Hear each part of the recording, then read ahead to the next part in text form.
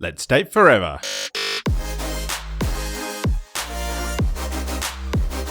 Here's your weekly dose of relationship fuel with Sammy and Nathan Yeager. Hello and welcome to Date Forever. In this week's episode, we're chatting all about narrative therapy, what it is and what it's for, how thoughts and stories we tell ourselves shape our lives, how we can change the narrative of our stories, and joining forces as a couple to tackle problems. But before we dive into that, Sammy, what's been fueling you up lately? Well, first of all, welcome back, everyone. Yeah, it's been a little break. Yeah, we've had a couple of weeks off for a very fun trip to Indonesia. Yeah. And then, unfortunately, a couple of weeks off sick with voices that are not fit for microphone at all.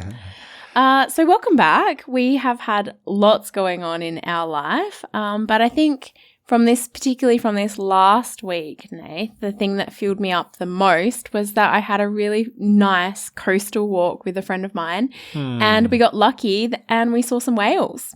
I know, how nice.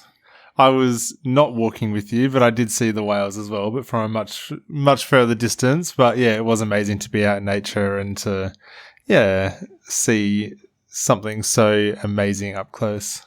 Yeah, and the other thing that has fueled me up is that off of the back of some sickness is just like being quite grateful for my health.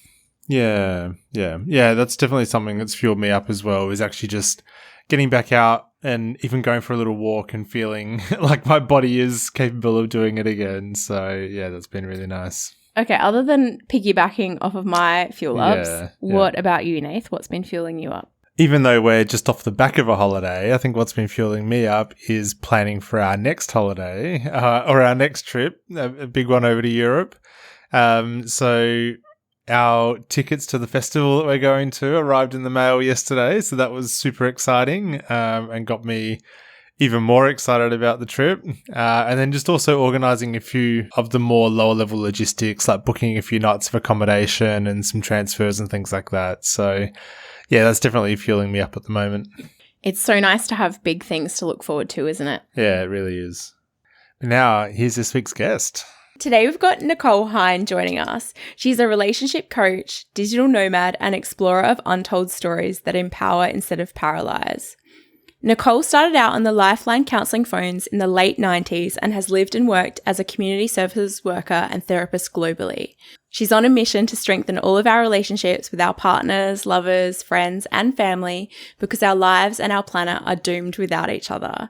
She obtained her master's in narrative therapy in 2014 and started her online counselling private practice, Unveiled Stories, in 2015, long before COVID invaded our lives. Welcome to the show, Nicole. Hi, Sammy. Hi, Nate. How you going? Hey, it's really nice to have you here.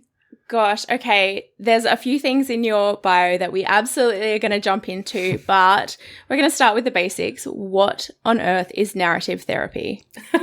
Well, narrative therapy is probably the only Australian created or based therapy that there is. It was started by Michael White in... oh, God, I don't know when it was, late 70s. God, listen to me trying to tell this history of narrative therapy. Actually, I don't know anything about it.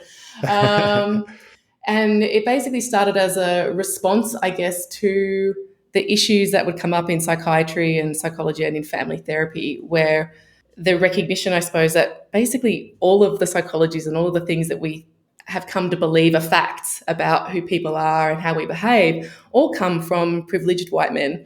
And all those backgrounds come from that. And I guess Michael White, who is a privileged white man but was working in family therapy and psychiatry, was just sort of questioning some of that stuff and was sort of like, what if we just treated people like they were humans, instead of patients, instead of commodities, instead of, I don't know, things to be bought and sold, I suppose, or things to be owned or things to be prodded and poked and diagnosed. And so that kind of started this thing of trying to figure out ways to talk with people and about people that are just really respectful of them rather than as something to be examined.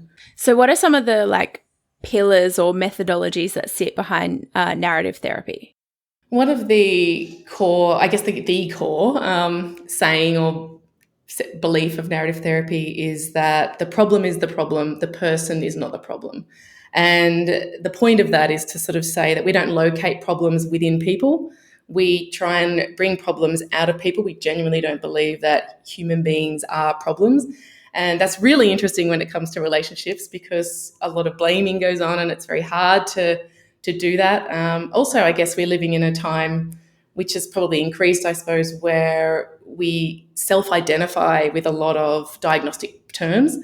And there's nothing wrong with that. That can be really empowering for people, but it can also be disempowering. You know, if you say, I'm anxious, and you believe that that means you are always anxious and you will always be anxious and it's who you are, rather than something that's happening to you, it kind of renders you powerless over it. And then you need to see a professional who will diagnose you and tell you what to do about it. And then you'll sort of be, I guess, in a system of some sort, you know, for forever. This is so interesting because Nathan and I love a little bit of trashy reality TV, and we are deep in the Below Deck franchise. I think we've watched. Even gone there. Okay, well, look forward to it. It's great. It's fantastic. It's like this cross section of a group of people working, playing, trying to cohabitate together in very close confines, in sometimes quite dangerous situations. And then the introduction of like these quite wealthy, well-off people coming in as guests. And there's a lot of like relationship dynamics that happen there. I'm so into it for all of those reasons. I love seeing people's behaviors and patterns play out with all of these different things at play. Anyway, I'm coming back. I'm coming to. I'm coming. You can tell I'm really into this show, and I have a background in hospitality and events, so that some of that really appeals to me as well. Yep. Anyway, okay. So last night we were watching an episode of Below Deck, and one of the guys talked about that I have a bad back. No, the language was my bad back. And we had this entire conversation around whether or not you're experiencing a back injury or you have a bad back, and how framing that ownership of a problem or a diagnosis or something, you know, my anxiety or my ADHD, or whether or not it's something that you're navigating. So am I in the right direction about I think what you're talking about? Yeah, you've just nailed something that's important, I guess, around questioning how we self-identify and how we say these things. Because, of course, there's also instances where identity is really important. And I think that this other key piece of narrative is to do with deconstructing social norms, deconstructing accepted ideas. So, I love that story. You know, this is my bad back. And, I love that it sparked a conversation about, well, how might his belief that it's his bad back be affecting him and his capacity to manage the bad back? Now, that's the question. I'm not saying it's a blanket answer. He might be really comfortable and happy with his bad back, and he might not feel like it's disempowering. And, you know, there's questions of this all over the place. Narrative these days, I guess, is very much taught by and informed by, and these are my teachers as well, feminist theory, disability theory, queer theory, and queer people. And, you know, so there's lots of fights, actually. Like when I was studying, there would be arguments in the room, you know, amongst people of color and white people like myself or whatever, kind of trying to nut out, how do you talk about this stuff, you know, in ways that works for everybody? You know, and I can recall Stella Young, who was a friend of mine, but she was a comedian, Australian comedian, and she was kind of just on the brink of big things, and she died, which is awful. But if you look her up on YouTube, she did some really groundbreaking comedy about disability, and it was called, her kind of stance was called, I can't think of the exact right way of putting this, inspiration porn. We are not inspiration porn. And she hated how like disabled people are being used in advertising and whatever to promote, to encourage able-bodied people to fight for things, you know, or stand up for things. And, you know, she would have the exact opposite approach. She would never say living with a disability. She would say, I have a disability. I can't leave my disability at home like a handbag. It's not something I'm carrying around with me. It's not my housemate that I'm living with. It's who I am. So I think it's more about, deconstructing these ideas that are accepted. And some narrative therapists are super radical in that and will deconstruct anything and everything. and including a lot of relationship stuff and accepted ideas of what relationships should look like, what are the cornerstones of a good relationship, etc. So what are some of the issues or things that you help people with through narrative therapy? I guess the two main areas that I do now in relationship coaching and also personal coaching is stuff around dating and around partnered relationships. So in terms of dating, I would say a lot of the time there's this other work, I guess, that I'm doing with people individually around giving more of a shit about yourself, to be honest. You're on the right show to have that conversation. Yeah. Yeah. Well, I've listened to the show and I know that. So that's one of the reasons I reached out to you guys. That work can take quite a long time. And there are certain, I guess, times in people's lives when they tend to when they kind of get confronted by all that stuff. And, so maybe kind of late 20s is kind of common for a lot of people when they're starting to think about career. They're starting to think about, do I want kids or not? They're starting to think about their sexual identity. Maybe they're coming to terms with gender stuff. There's all sorts of different things and then also kind of maybe realizing at that point, it often hits people more clearly than when you're younger of like, my parents are like kind of fucked up and I've got to deal with that, So there's a lot of stuff going on there that it's really beautiful to work with somebody around that time where they're trying to unravel all this stuff and maybe they've got lots of good friends to do that with and other people, but that professional level of being able to kind of ask someone those right kind of questions and getting people to sort of get to that place of like, you can work on changing yourself while also loving yourself. They're not two separate things.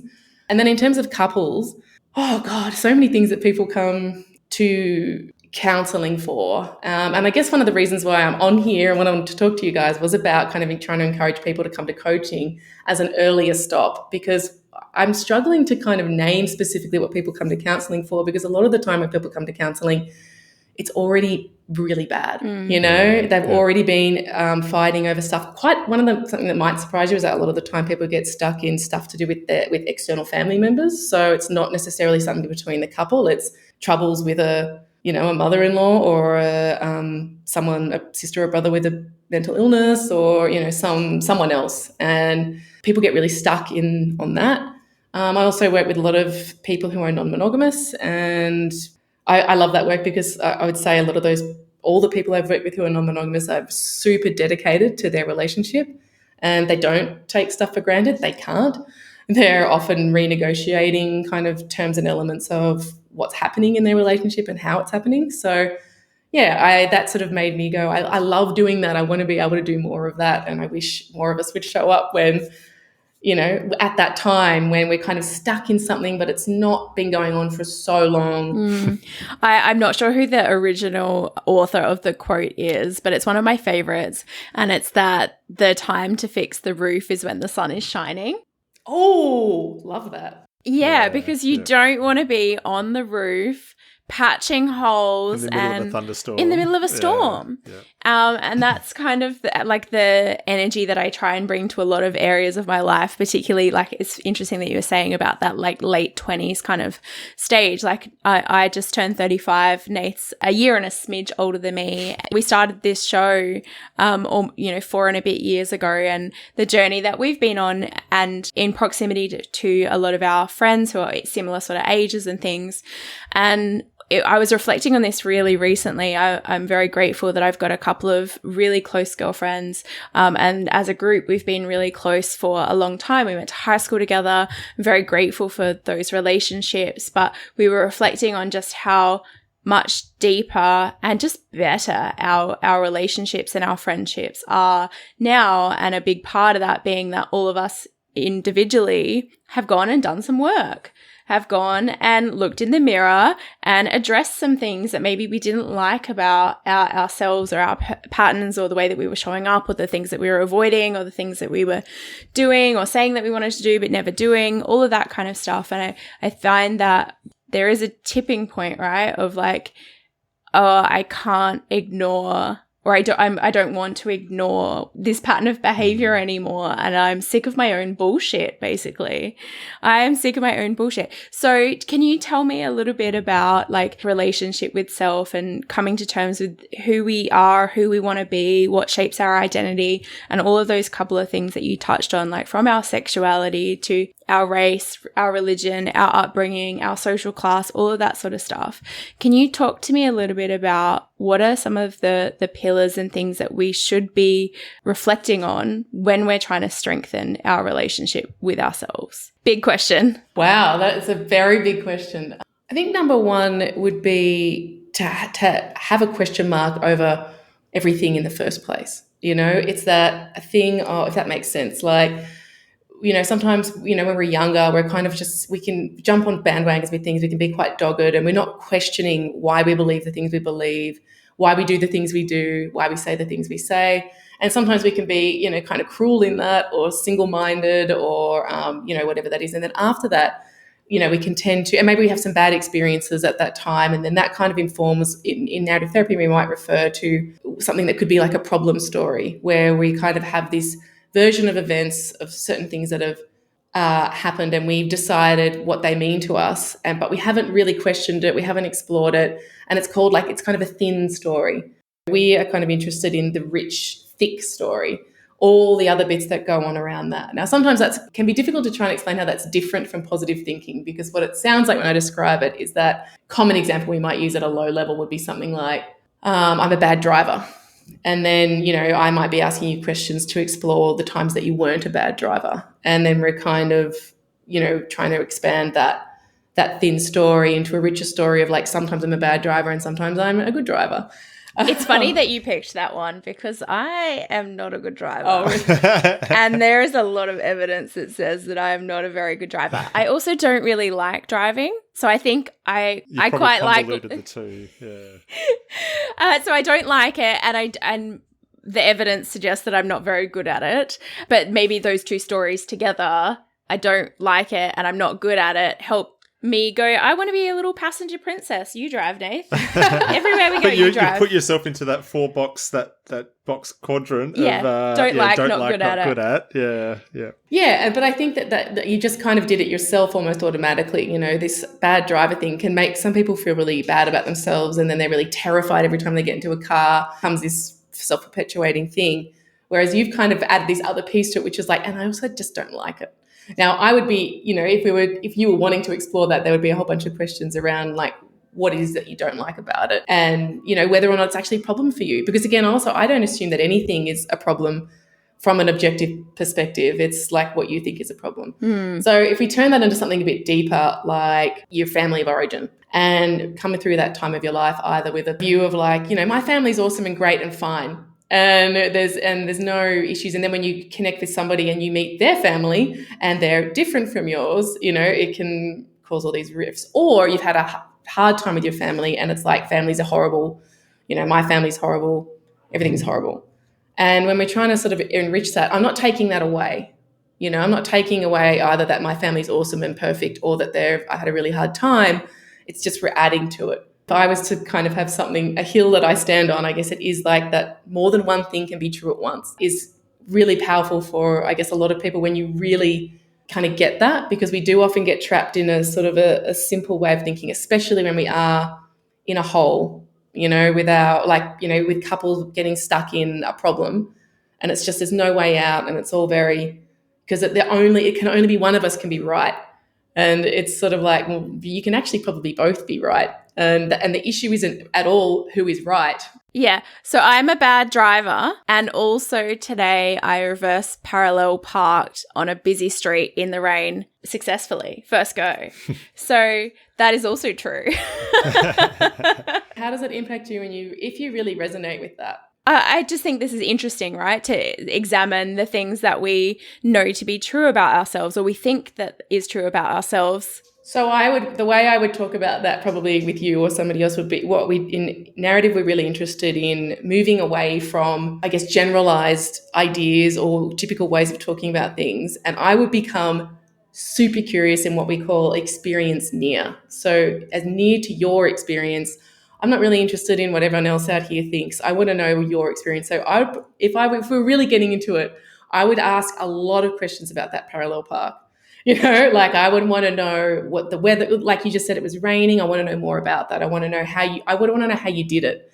And it would be like a really long time. And what we're trying to do, because it's not just telling a story, it's telling it so it has almost the same power as the story that you're a bad driver. We could apply this to anything, right? Like I'm using the example that Yes. I've self-identified as a bad driver, but it could be I'm disorganized, or I'm bad with money, or I always attract the wrong person, or I'm just unlucky, or any of those plethora of like negative leaning beliefs about ourselves, right? Yes, exactly. So that kind of unraveling of that can take a really long time. It's easy to jump into something like I'm a bad driver because you can immediately give me an example and I can immediately tell you how we might explore that. But if we're talking about something that's a lot more deeply felt, then that takes a lot of conversation, and it's a lot of pulling out some of those anomalies to the thin story, but also not forcing it on someone. I guess that thing of I'm not trying to force you to suddenly believe you're a good driver. It's again like that kind of content, and also that thing of like, is this actually a problem for you? That's this other. I think one of the really interesting things that I've learned in this space as well is that when we start talking to ourselves with that sort of narrative, that we then look for evidence to back that up as well. Yeah. And so Sammy, like, I guess in that driving instance, you look for all of the instances where you might have rolled through a stop sign, or where you like... That's not the problem. No, it's like, spatial awareness. Those sorts of things. But you look for all of those things and then just build the evidence to say, yes, I'm a bad driver, as opposed to looking for the parallel parking that you nailed first time in the rain and building the story that you are a good driver. Exactly. And so it's that when someone's actually kind of bringing you into that, over and over again, I'm kind of not letting you fully off the hook. And that might, again, try not to force it down someone's throat, but, particularly in longer term-ish kind of work, or again, depending on the intensity of the issue too, some people just go bam and kind of it clicks straight away. Oh my God, that's not true. Or, oh my God, that's more than I thought it was, or, whatever it is. But, for example, like someone who's been in a really bad relationship for quite a long time might come to the belief that there's something wrong with them. And even if they know that the relationship, they may have got to a point where they recognize that relationship was abusive, or it was controlling, or it was, not good for me in some way. They might still have that belief inside themselves that they themselves don't get along well with people, or there's something wrong with me. I'm really weird. I don't fit in. I don't know how to connect, because they've been struggling in this sort of semi-isolation, in this mess for ages. And, we can talk about that quite a lot, and it still might take a long time for somebody. And it's almost like they have to then have a new experience to go, oh, that's right. I'm not broken, I'm not, there's not something wrong with me. Yeah, no, I do have an experience now of a new experience of getting on with people, and that's actually making me remember the old ones. But some people will literally not remember that, not remember, or not, they're not like blocking it out, but it's sort of like, oh, they're just not important. The times when I got on with people are not as important as the times when I didn't. And then they hurt, I'm in a place of hurting, so all the hurts feel extra loud and pile on, and then again, like that becomes the dominant story. Yeah. I have cultivated a belief or a practice, whichever way you want to look at it, about what gets celebrated gets repeated. I fundamentally believe that when we shine light on the good things, that we get more of them. And when I examine my successes and stop, pause, acknowledge, reward, celebrate those successes, I'm more likely to be able to repeat them, maybe even at a greater scale. And I think this happens in workplaces quite a lot, where people are very willing to put tools down and stop and do a lessons learned and investigate when something went really wrong and it got fucked up and we lost money, we lost time, maybe someone even got hurt. But very, very rarely are we doing tools down, stop, reflect when we won. What was it that we did that succeeded here? What were the good things, and how can we repeat that and do more of that? I've forgotten where I was going with this, but I clearly feel passionate about it. Because you are naming something that's true. We are, and it's also like, there are theories that say that, our brain naturally goes to, I guess, like as a protective mechanism, sticks on those negative or those challenges anyway. And then we cultivate it in all of these different environments. But you're right. Like, I think it's actually really hard for people to find those other things, and it doesn't feel real. It doesn't feel as true or as meaningful. as the bad experiences or the negative story about myself. And so it's sort of and also about a relationship. Like when we're trying to externalize stuff, when I was saying earlier about that thing of like the problem is the problem, the person isn't the problem, how do we actually do that? And how do we, a big part of the work is also kind of naming problems that we do this together. We can use a diagnostic term if that's really important to somebody, but mostly we wouldn't do that. For example, something that's come up more than once is that somebody's named an experience of, you might understand more easily as depression, but I've heard a few people say, I'm going to call that Dementor, from Harry Potter. And then we can actually use that metaphor to understand a lot more that feeling. I think there's lots of ways that you can do this where instead of locating it in ourselves, then we can locate it out here, and then we can kind of talk about it a little bit more freely, I guess, and get playful with it. Often people are laughing, even if we're talking about something quite hard, or serious. It's harder with couples because we're trying to find a shared understanding of something, and that when we become really oppositional, that's really hard to find. But we might ask questions like, what's this problem talked you into about your partner? And we start talking about the problem like it's a thing, that is affecting. I'm looking at you guys, you're not my clients, but, like you guys, might sort of come to a conclusion that shouting has become a problem or something, or just what jumped into my head, and then it would be like, what has that shouting talked you into about Sammy? What has that talked you into? Can we do one, like do a real one? Maybe around like an uneven balance in domestic load. Oh yeah, that's a pretty common problem. Yeah, that's why I want to choose it. Can we talk through like how would you remove that from being like the person is not pulling their weight, they're, not contributing, all of those kind of things. How would you then remove that from being the person to being able to talk about it as a problem? I guess the first things would be probably questioning where ideas about who does what in a household come from. And, that kind of questioning of, and like, again, sometimes people will say, because obviously, particularly these days and with modern couples, it's sort of, it's not so obvious, I guess, like, well, the man does this and the woman does that. And, but nevertheless, there is what most people feel is an unequal distribution of household chores. This happens in same-sex couples too, all same-sex couples, very similar. So it's something to be curious about and question, where these ideas came from in the first place of who's doing what.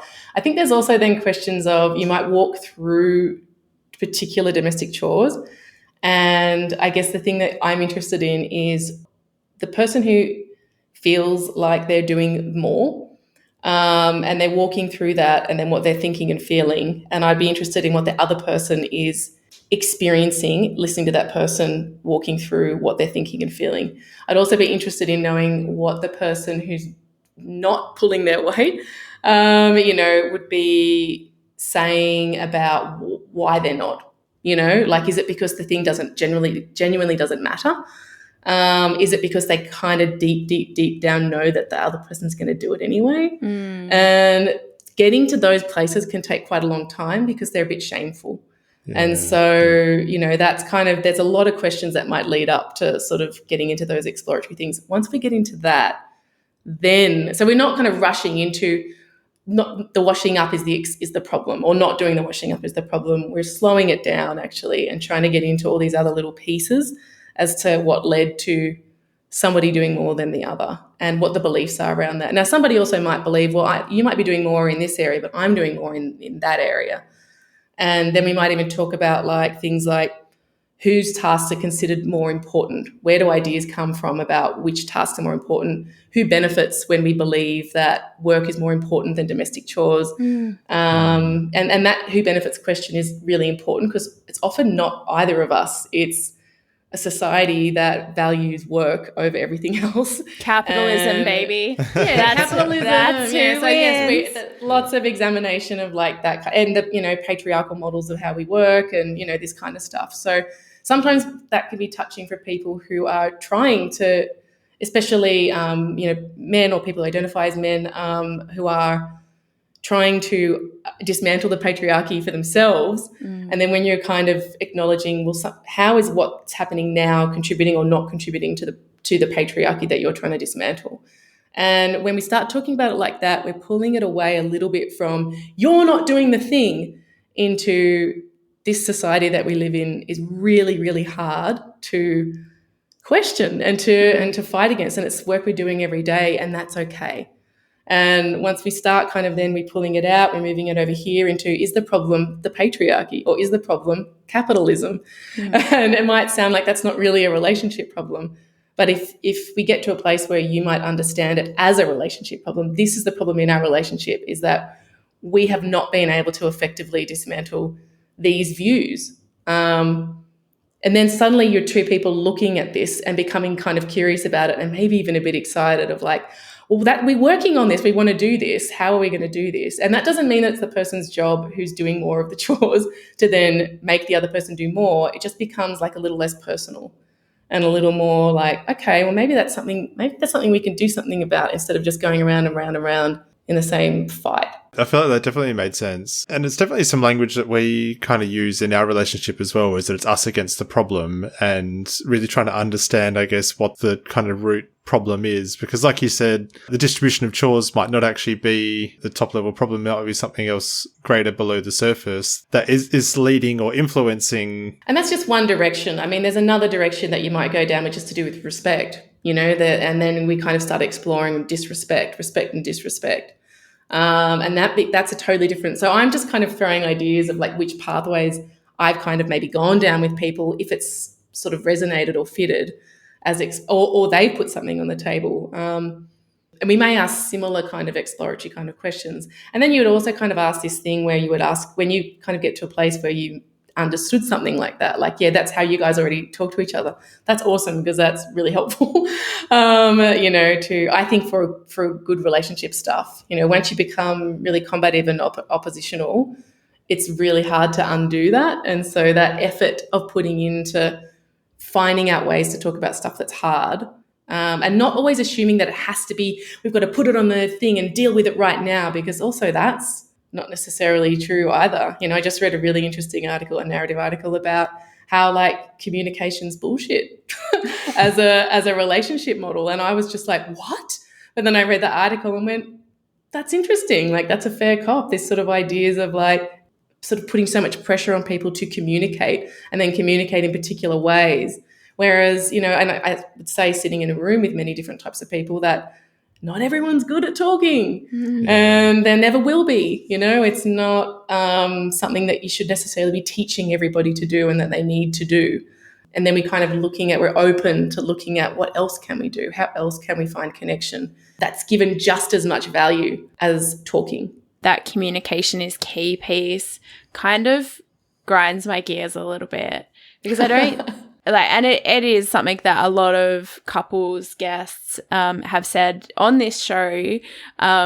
We've probably been guilty of saying it too. It's hard not to say it. I just realized when I looked at what I sent to you guys, I wrote something about it and I'm like, but actually I don't really tend to work from that place, but it's just I don't know. Yeah, it's an easy thing to grab for. Yeah, I think that very few people would self-diagnose as like being a bad communicator, and we communicate in so many ways, and yet I think when we talk about communication is key, I think the default assumption is that we mean words, when in reality we communicate with like our breath and our body language and our eyes. Like we've had some intimacy experts on the show talk about like the power of sitting like eye to eye in silence, and that being a deeply profound, moving experience for a lot of couples. Like, absolutely. And would you say that they're sitting there communicating? Like, yeah, they absolutely are, but there's no words coming out. Yeah. Like, or probably the worst, or a different angle as well, is over text or over email or something where there's potentially no tone or it's very depth of emotion. Spot on, like that, because that's something like sometimes people get into really ugly places with texts and emails, but sometimes people absolutely flourish talking to each other through email about certain topics that they can't talk about in person, or it's a way into something because they can actually take that time to read and listen, and they may not be interpreting all the things, with a oppositional framework. So, there's all these different ways to connect that are just as valid and valuable. And I think that's this key thing as well. It's not about chucking stuff out. It's just kind of questioning what we attribute value to, and always kind of being open to questioning that. We have so many beliefs, thoughts, ideas that shape who we are, right? The way that we show up in the world. And there would be so many that we don't come in contact with every day. Like you might only experience something once, in 10 years, and you're like, wow, I haven't thought about that since 5-10 years ago or whatever, but why do I still think that? That's an unexamined belief or thought or idea. So I really like your proposition that, like, let's just put question marks over things and be comfortable with asking ourselves, well, why do I think that? Or why do I believe that? Or when was the last time I considered a different point of view or way of thinking about that idea or thought or belief or stereotype or whatever it might be. Yeah, it's also like enabling oneself and relationships and people to change. This idea, one thing I guess narrative is pretty anti, I suppose, is the idea that there's an innate self that we have to find. There's a lot of things that aren't universal about narrative, but probably one of them is that we believe that we're always in flux and we're always changing. And even right now, this conversation that we're having right this moment is changing both of us in this tiny way that it's not necessarily we'll all sit around remembering it forever, but it's just this so even my sessions with people, there's a little bit of me that is always shifting and changing in conversation, in relationship. And therefore it's quite a relational model, even if you're just working on, doing solo work. And we're also asking people, I guess, to take positions on things. So it's this thing of, again, we might have this problem or this issue, and once we've kind of worked on naming it and defining it and understanding how it's operating, we might also, a typical question I might ask somebody would be like, where do you stand? Where do you stand in relation to that problem? Are you okay with that problem affecting your life in the way that it is? Are you okay with that problem ruining your relationship? Are you okay with the self that you become when that problem rears its ugly head kind of thing, like whatever it is? And it's that another way to kind of think about, how do I think about what's happening here? Because even if I'll stand here that say that I do more washing up than anybody else or whatever it is, am I okay with the effect that the problem is having on my relationship? Well, no, I can't say that I am.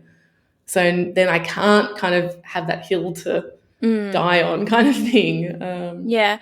I just want to touch on something that you just said there about like that we're always growing and changing and evolving. And I think one of the challenges that I have with like cancel culture is just like this holding people to a standard of society and rules and expectations from like quite literally sometimes decades ago, where people are being crucified for old tweets or old Facebook statuses or old video recordings, or like, I think it was Justin Trudeau, like Prime Minister, being Canada, like, being held accountable for like wearing a very culturally inappropriate costume to a party when he was a teenager. Yeah.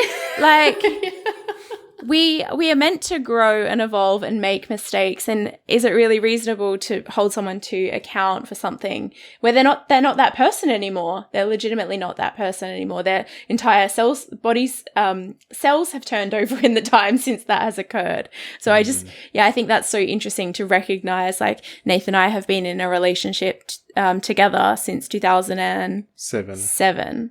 Like there have been so many iterations and versions of myself, of Nath, of us, our relationship. Ooh, what would you guys call, like, if you were to name a couple of different iterations of what would you guys kind of call some of those phases? Our like first year of marriage we did in Adelaide, but we'd already been together for 5-ish years when we got married. So there's like the originally started out as the kind of poor uni students. So that was kind of the very first phase of our relationship, I guess. Where we were the fattest, the drunkest, and the poorest. And then there's... Were you happy? Yeah, we were having fun. Yeah, we were having heaps of fun. We had no responsibilities. Very few responsibilities. Yeah, so I think there was like a chapter there, or there was a chapter before that where we were housemates. So that was really? yeah, I missed that somehow in your podcast. yeah, that was a season. And then there was like, our early dating season, our engaged season, our newlywed living in Adelaide season, probably the following couple of years, like up to our 5th wedding anniversary, that was probably a season. And then between our 5th and probably starting the podcast was another season. And then probably early 2019 to the start of the pandemic was a season. The pandemic itself was a season. And then like post-COVID life is probably another season. So there's a few like quite distinct chapters where we either externally or internally went through big changes.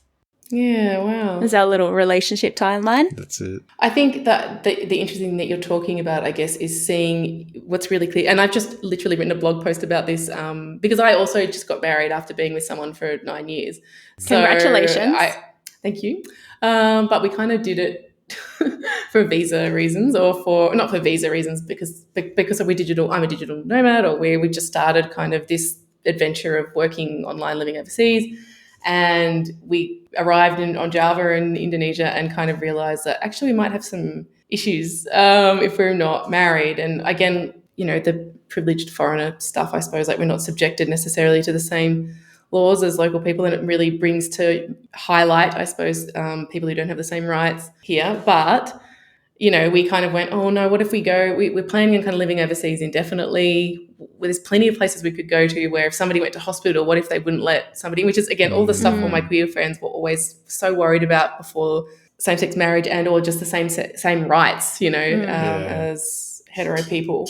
So, and I myself am bisexual, so I am in a marriage with a guy, but you're in a heteronormative presenting relationship. I know, which is a strange thing. I mean, that's a whole other podcast, really, like that shift of identity of what's visible and what's not. But having been in relationships with different types of people previously, I wouldn't say that I have a strong lived experience of those oppressions. I don't want to claim that story, but there's familiarity with that stuff, and so I thought, well, we just can get married and fix that for ourselves.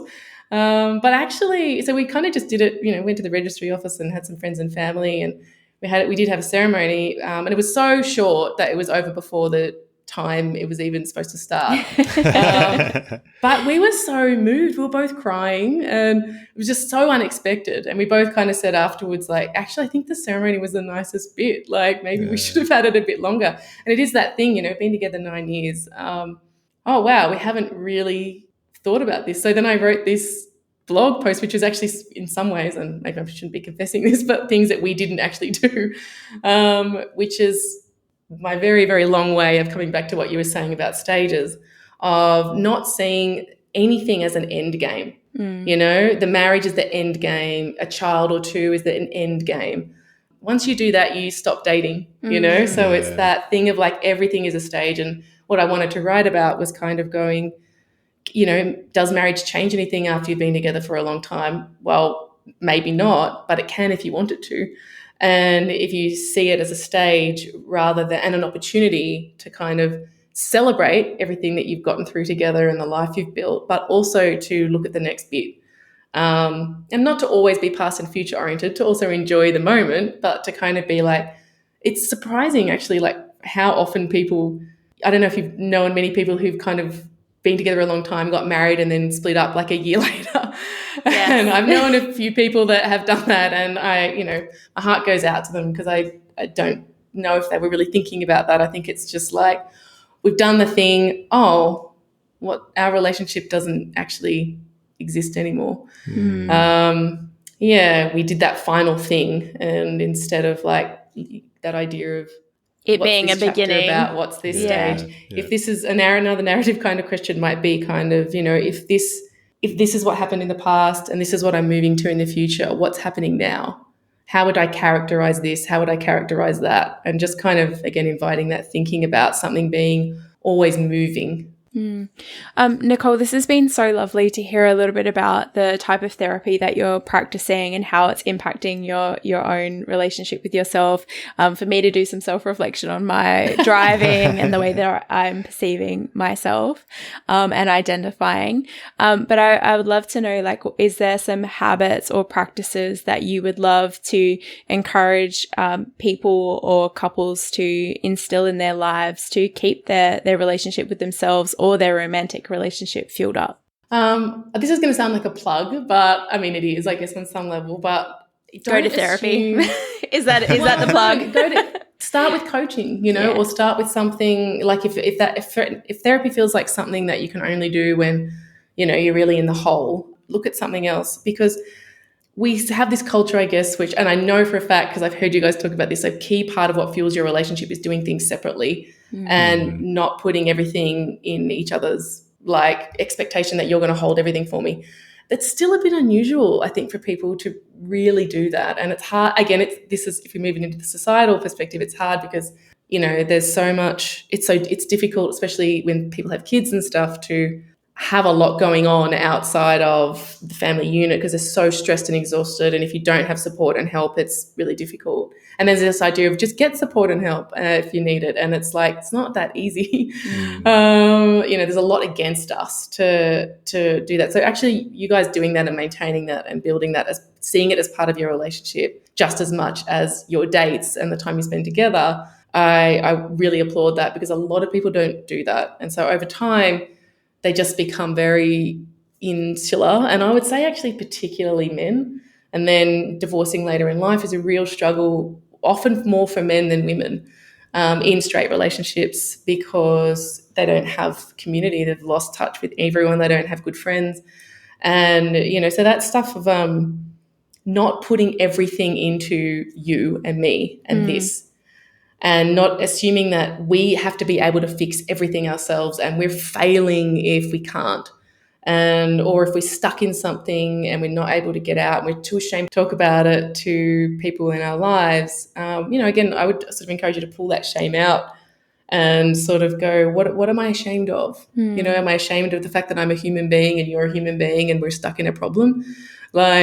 Look at how many people separate and how many relationships don't last. And if the only thing we ever celebrate about relationships is the longevity, every anniversary, that's a real problem. Because what's the point of that? So many people in lifelong relationships that, quite frankly, I don't want to ever be. That you wouldn't swap places with. And I think this is something, this is one of the things, like particularly when we were starting the show Date Forever and talking about, like, if we were never modeled a healthy, happy, thriving relationship, even if our parents were still together, where on earth are you meant to learn it? Because we know that, the stats still say almost 1 in 2 marriages are ending in divorce. That does not mean the other half are healthy, happy, thriving relationships at all. No, I love to count I consider one of my most successful relationships to have been 2 months. And that person wasn't even a great person. It was just, I just learned so much in that 2 months on so many levels. And I'm like, that's up there, that's up there with some of my much, much ahead of my other longer term relationships. Not that I'm ranking them, but I guess it's just to try and highlight ranking all the exes. Let's not do that. That sounds like a fun dinner party with your girlfriend. Get the post-it notes out. Yeah. So, I would, some of the things you already talk about, like just making sure you have a life outside of the relationship, not expecting the relationship to contain everything. And if you're having issues or problems, find someone to talk to about them before they're explosive or you're in such a bad place that you can't recover. Because there's nothing to be ashamed of. I would love for that to become like one of the common vows of like, I commit or I promise that if we ever need help, we will get it, or just something that embodies the like idea that I'm committed to this relationship even when the two of us can't solve what's in front of us. I'm still committed to getting the help, because I think some people don't even have that conversation about like, how many degrees close to boiling point would it need to be before we got help? Like how? Yeah, and look, it is easier to say than to do, I think, because people don't always know. And also the other thing that happens is like something happens, like somebody's parent dies, or, you know, something happens. And sometimes people have complete breakdowns, you know, they become shadows of their former selves, or they just become very different. And so you are, again, it's navigating that fresh territory as well, you know, in that sort of commitment of how are we going to get through this together. But that might take a while before you realize, oh, this is maybe not just a fate, you know, this isn't just somebody's in grief and they're going to be okay soon. Like, that's not always the case. So yeah, I guess it is just kind of, you don't have to run around being super vigilant, but just being open, you know, to if one person's saying, I feel stuck, and the other person's like, well, I'm fine. Well, that's not enough. So even if you just take yourself off somewhere to talk about the relationship, maybe with the intention of bringing the other person in at some point, you know, just that kind of thing of, you don't have to keep it locked in a cupboard.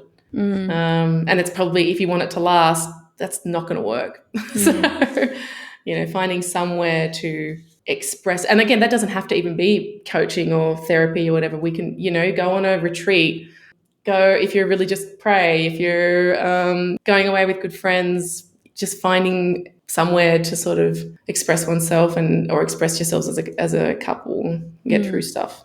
Nicole, thank you so much for being here and sharing a little bit about your experience and what you recommend for couples and individuals to do to keep their relationship with self and each other fueled up. To say thank you, we have made a contribution to a project in Indonesia, which we know is where you've spent a little bit of time living recently. But this cool project actually takes some production items, so things from hotels like soap, takes it, melts it back down and repurposes it into more soap. So sanitizers awesome. And stuff. So it is a multifaceted project because it takes items that would otherwise be thrown in the trash and creates other employment and revenue opportunities too. And it's good for the planet. So thank you so much for being here and making that possible. If anyone wants to check out that project, it's Roll Foundation, and it's been made possible via our partnership with Buy One, Give One. So thank you. Thank you, guys. Thank you so much for having me. I really loved this chat today. So, Nicole, if people want to connect with you or learn a little bit more about what you do, how can they do that? Just find me on my website. It is www.unveiledstories.com. That's unveiledstories.com. And you can see my services on there. I have a short course as well, and that's called From Bashful to Bold, which is about confidence in a nutshell. Or yeah, if you're interested in coaching or counselling, yeah, you can find me at unveiledstories.com. Amazing. Thank you so much. Thank you. This episode of Date Forever has been brought to you by Sammy Yeager and the Fueled Up Life Lab. If you want to learn more, come on over to sammyyeager.com, where you can access stacks of resources to help you fuel up your life and relationship. If you've loved this episode, share it with a friend. And don't forget to subscribe so you never miss an ep. Thanks for joining us and adding fuel to your tank.